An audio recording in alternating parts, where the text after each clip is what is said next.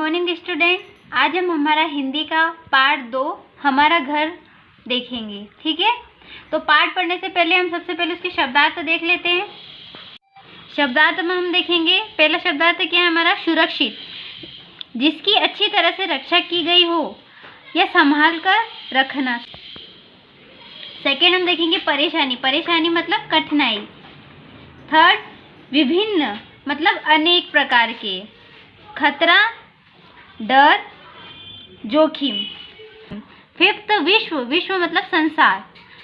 Sixth विशाल, विशाल मतलब बहुत बड़ा। ठीक है, अब हम लेसन स्टार्ट करते हैं। हमारा घर। प्रारंभ में मनुष्य का जीवन एकदम अलग था। वह जंगलों में रहता था। वह भोजन की खोज में एक स्थान से दूसरे स्थान पर घूमता रहता था।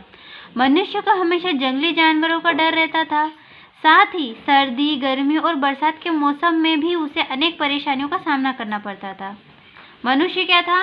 पहले जंगलों में रहता था, जिससे क्या होता था, जंगली जानवर उस पर आक्रमण कर देते थे और बारिश आने का, ठंड का, उसको ऊपर मौसम की बहुत सारी परेशानियां होती थी।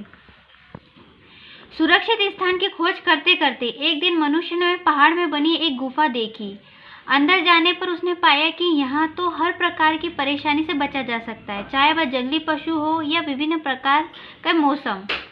यह मनुष्य का सबसे पहला घर था। गुफा क्या थी? मनुष्य की सबसे पहला घर था।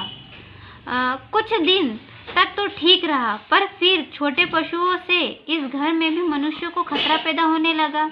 तब मनुष्य ने पेड़ पर घर बनाना शुरू किया। इसके बाद मिट्टी के घर बनाए जाने लगे।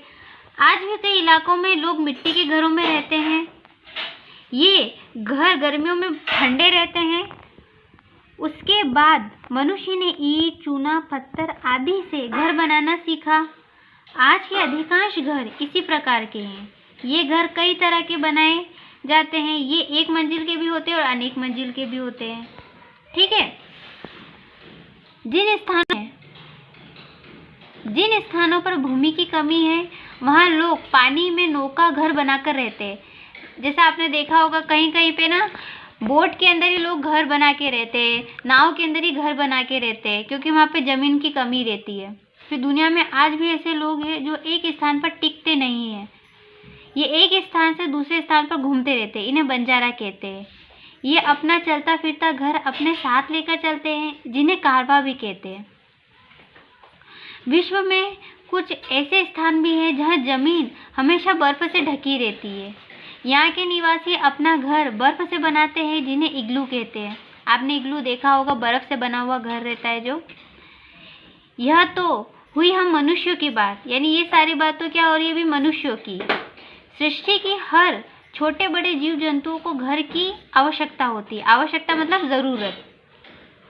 चाहे वह पानी का जीव हो या कोई पक्षी, रहते सब घर में ही हैं। आपने देखा होगा, पानी में रहने वाले जानवर भी सब घर में ही रहते हैं और उड़ने वाले पक्षी भी घरों में ही रहते, घोंसले बना के रहते हैं। कुछ जंतु बिलों में रहते हैं, जैसे चूहा, नेवला आदि। खरगोश भी अपनी सुरक्षा के लिए बिलों में रहते हैं। सांप व दीमक के बिल को बाबी कहते हैं। सांप और जो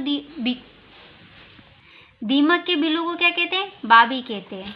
भेड़िया, लोमड़ी, गीदड़ जैसे पशु भी बिल बनाकर रहते हैं। इन पशुओं के बिल को मात कहते हैं। सभी प्रकार के पक्षी घोंसलों में रहते हैं। ये घोंसले पक्षियों के आकार और स्वभाव के अनुसार अनेक प्रकार के हो सकते हैं। जैसे आपने देखा होगा, चिड़िया का घोंसला छोटा रहता है और कबूतर का बड़ा रहता है ना। तो मधुमक्खी और ततैया अपने लिए कई खानों वाला घर बनाते हैं। इन्हें छत्ता कहते हैं। आपने छत्ता देखा होगा। मकड़ी का घर जाला कहलाता है। मकड़ी का घर निराला होता है। वह अपना घर स्वयं अपनी लार से बनाती है। मकड़ी जो रहती है ना, अपना घर अपनी लार से बनाती है। मछली, कछुआ, मगरमच्छ आदि पानी के जीव है। ये सब क्या रहते? पानी में रहते। कछुआ और घोंघा ये दोनों एक विशाल प्रकृति के ऐसे जीव हैं जो अपना घर अपनी पीठ पर लिए हुए हैं। पृथ्वी और पानी दोनों स्थानों पर रह सकते हैं। इनके शरीर के कवच ही इनका घर है। ठीक है, ये अपना घर अपनी पीठ पे लेके चलते हैं और पानी और जमीन दोनों पर रहते हैं। ठीक है, ठीक है।